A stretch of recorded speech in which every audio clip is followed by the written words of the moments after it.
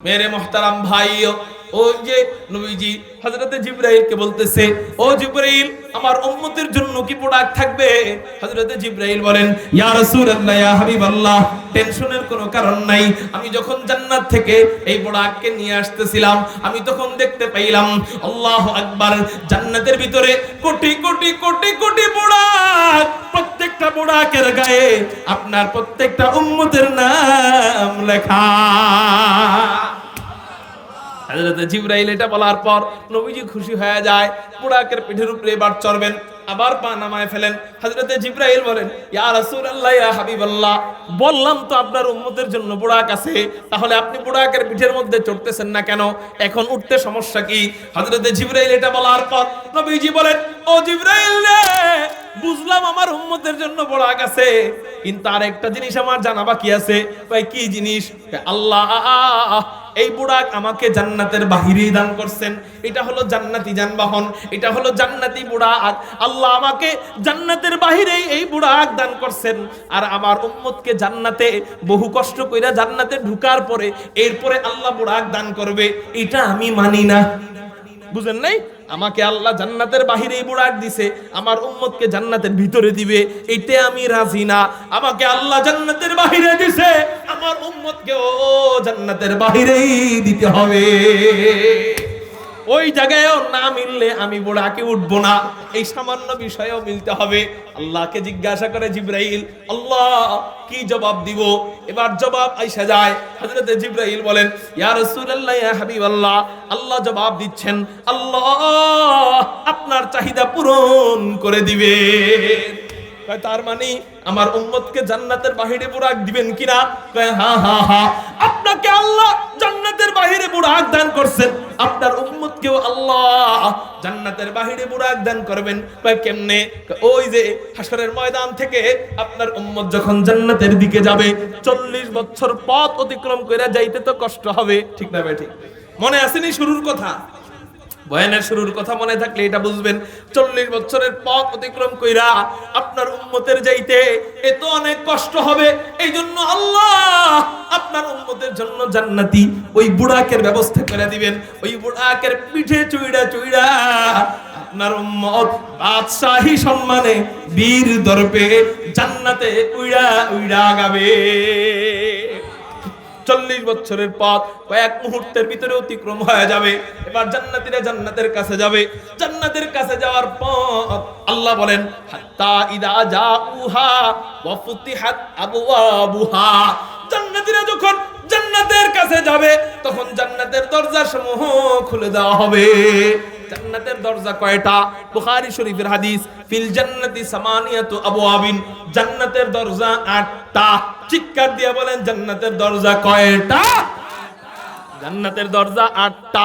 1 নম্বর দরজার নাম বাবুস সালাহ, 2 নম্বর দরজার নাম বাবুল জিহাদ, 3 নম্বর দরজার নাম বাবুর রায়্যান, 4 নম্বর দরজার নাম বাবুস সাদাকা, 5 নম্বর দরজার নাম বাবুস শাফাআহ, 6 নম্বর দরজার নাম বাবুল কাযিমিনাল গায়যা ওয়াল আফিনা আনিন নাস, 7 নম্বর দরজার নাম বাবুর রাদি, 8 নম্বর দরজার নাম বাবুত তাওবা।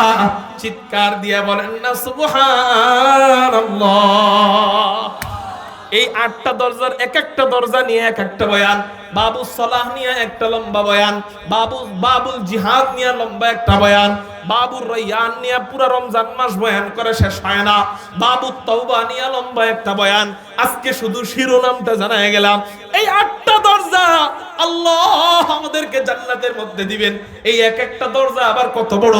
নবীজি হাদিসের মধ্যে বলেন, জান্নাতের দরজার লম্বা কতটুকু এটা আমি এখনো জানি না, থাকতে পারে কোনো হাদিসে, আমি জানি না। কিন্তু জান্নাতের দরজার পাশ কতটুকু নবীজি হাদিসের মধ্যে বলেন, জান্নাতের দরজার পাশ এক চৌকাঠ থেকে আরেক চৌকাঠের দূরত্ব, এটাও 40 বছরের রাস্তা। চিৎকার দিয়া বলেন না সুবহানাল্লাহ। আশ্চর্যের ব্যাপার হলো, এই 40 বছরের রাস্তা পরিমাণ মোটা এক একটা দরজা। তাহলে 8টা দরজা, 8টা দরজা 48 কত? সম্ভবত 320। এই 320 বছরের রাস্তা পরিমাণ মোটা হলো 8টা দরজা।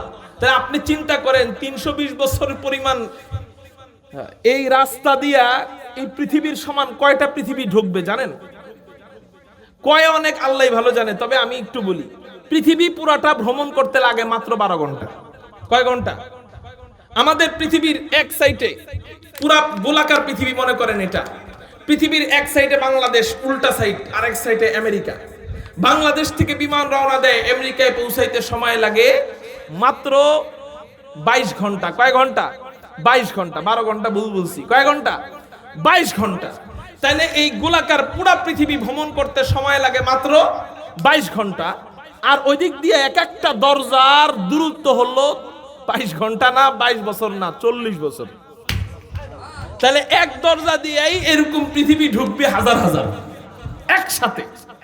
8টা দরজা তাহলে কত বড় আশ্চর্যের ব্যাপার হলো, নবীজি বলেন এই 8 দরজা দিয়েও নাকি জান্নাতীরা জান্নাতে ঢোকার সময় জাম লেগে যাবে। তাহলে চিন্তা করেন আল্লাহ কত মানুষকে একসাথে মাফ কইরা নিজ দয়ায় জান্নাতি বানাইলে ওই জায়গায় জাম লেগে যায়। জাহান্নামের দরজার সামনে জাম লাগবো না, জান্নাতের দরজার সামনে জাম লাগবো। তার মানে বোঝা যায় জান্নাতি হবে বেশি, আল্লাহর দয়ায় মাফ পাবে। এজন্য মূল শর্ত হলো ঈমান। কি বলেন? ঈমান নিয়ে মরতে হবে কমপক্ষে। কারণ ইহুদি খ্রিস্টানরা নামাজে তেমন বাধা দেয় না, হজে তেমন বাধা দিবে না। কয় টাকা লাগবে আপনার হজে যাইতে? টাকা দেওয়া হবে। কত মডেল মসজিদ বানানো লাগবে?